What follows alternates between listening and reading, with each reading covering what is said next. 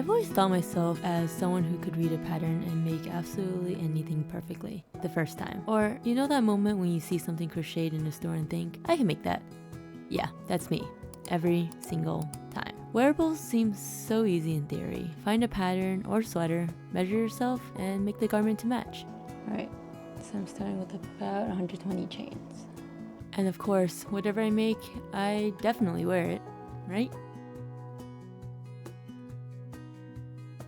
One of my very first wearables that I made over 2 years ago, it actually fit, except my yarn choice is atrocious and it felt like I was wearing a sweater in the middle of summer. This next one, the sweater is actually pretty cute, except I kept missing the last stitch of my row so many times and I had to rip out half a panel multiple times actually. And in the end, it was actually half a size too big. I tried again with a alpine stitch sweater from the same artist, but I ran out of yarn and was actually limited edition and currently unavailable. I also made something called a Ruana, which looked cute in theory, but definitely not a beach person and never actually got to wear it for the trip that I was making it for. I made a striped sweater that I actually quite like and is cute, so I do pull it out in the winter when it gets a little too cold, but all of this is to say that I made quite a lot of sweaters and wearables that I have never worn and probably will never wear.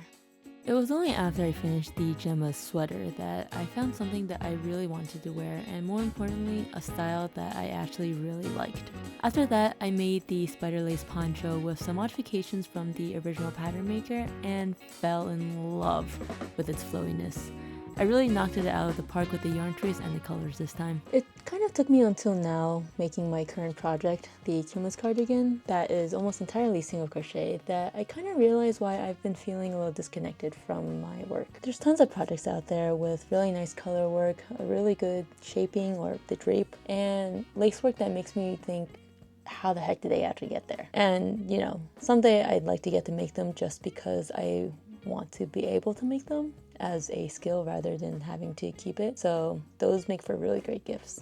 But while I'd love to work on them all, I finally realized that if I'm going to keep crocheting something for myself and I don't have someone to give these to, I can't keep filling up my bed with projects that I'll never wear. After so many failed projects, I learned that it's okay to ignore the conventional projects and the chunkier yarns. But anything even sport weight 2 and up really feels too thick for me. It's the slightly complex stitch work and the really nice drape that you get from thinner yarns that I think really speaks out to me. In the end, it doesn't matter to me that it takes eons to finish, or that I can barely see my stitches, or that my hands cramp up a lot, or that I need to buy twice the amount of yarn to finish the same project. Wearing the poncho made me realize how proud I was to wear something that I made and actually really loved. So from now on, I know exactly what kind of projects to keep on my list and what kind of projects to kind of just admire from afar.